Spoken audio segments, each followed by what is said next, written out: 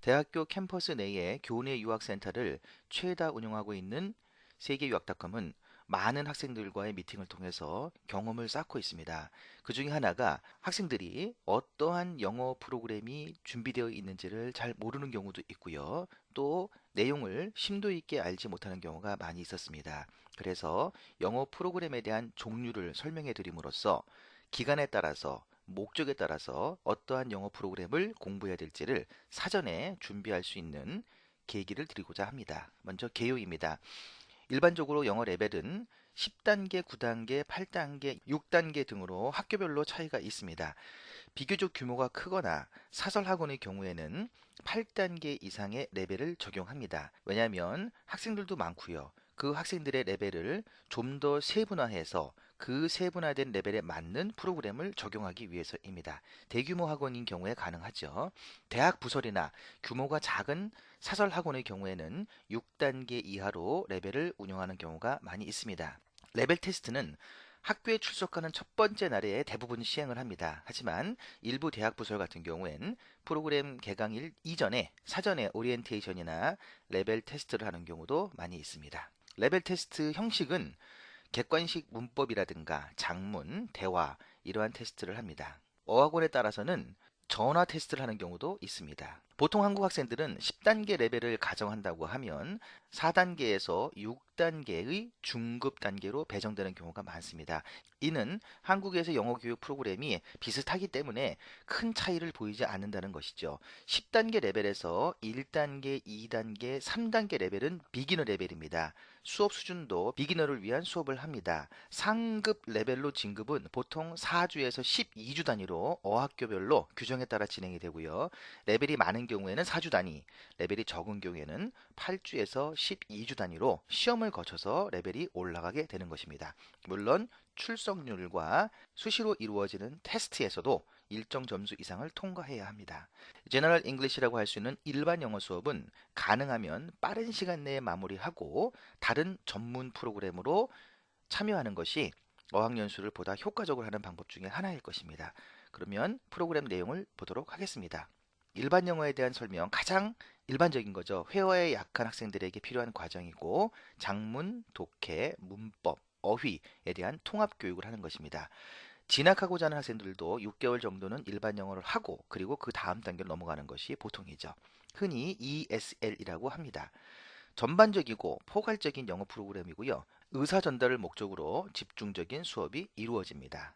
흥미 유발을 위해서 다양한 콘텐츠, 예를 들어 팝송, TV, 라디오, 영화 등등 다양한 콘텐츠를 활용합니다. 등록은 최소 2주 단위부터 가능하다고 보시면 되겠습니다. 50주도 할 수도 있는 거고요.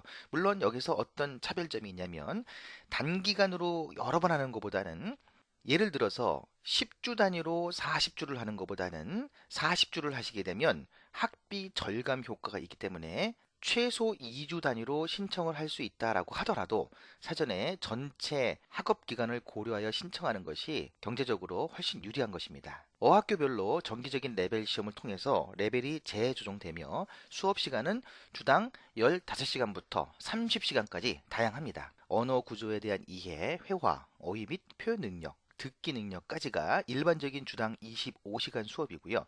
주당 30시간, 그러면 5시간이 더 늘어났죠. 그 시간은 말하기라든가 작문, 컴퓨터를 이용한 언어 학습 등이 추가적으로 더 선택될 수 있는 것입니다. 시험 준비 과정 영어입니다. 토익, 토플, GMAT, GRE 등 영어 시험을 위한 준비 과정이고요. 이 과정은 바로 들어갈 수는 없고요. 어느 정도, 즉 중급에서 상급 수준이 되어야 수강이 가능하신 겁니다. 풀타임과 파타임으로 구분되어서 수강 시간을 조절할 수도 있습니다. 토익과 토플의 차이점은 본 내용을 읽어보시기 바랍니다. 토익과 토플 점수 비교도 본 자료를 보시기 바랍니다. 비즈니스 과정입니다. 비즈니스 과정은 중급 수준 정도에 도달이 되면 무역이나 비즈니스에 필요한 전문 영어 과정을 선택해서 수강할 수 있는데요. 요즘 학생들이 가장 많이 핫 이슈로 떠오르는 인턴십 같은 경우에는 초급 단계는 하기가 어렵습니다. 최소한 중급 이상의 영어가 되고 그리고 비즈니스 과정을 듣는다고 하면 가장 좋은 필수 코스라고 할 수 있겠습니다. 대학 진학 과정입니다. 중학교, 고등학교, 대학 등에 진학하고자 하는 학생들에게 적합한 과정이고요. 패스웨이, 파운데이션 등 좀 더 수월한 방법으로 입학할 수 있는 절차가 있습니다. 세미나, 토론 위주의 수업이고요. 리포트를 작성하는 방법 등을 배우게 됩니다. 디플로마입니다. 정식 학위는 아니지만 미국이나 캐나다 등의 어학연수 기관에서 많이 운영하는 프로그램입니다. 상급 영어를 구사해야 입학할 수가 있고요. 학교에 따라서는 경력을 요구하기도 합니다. 태솔이나 호텔 매니지먼트, 비즈니스, IT 등이 있고요. 캐나다 어학교에서는 단기 디플로마 과정을 커리어 컬리지라고도 분류를 합니다. 특수영어는 특수한 목적을 가진 사람들을 위한 프로그램이죠. 중상급 이상의 영어 실력이 있어야 하고요.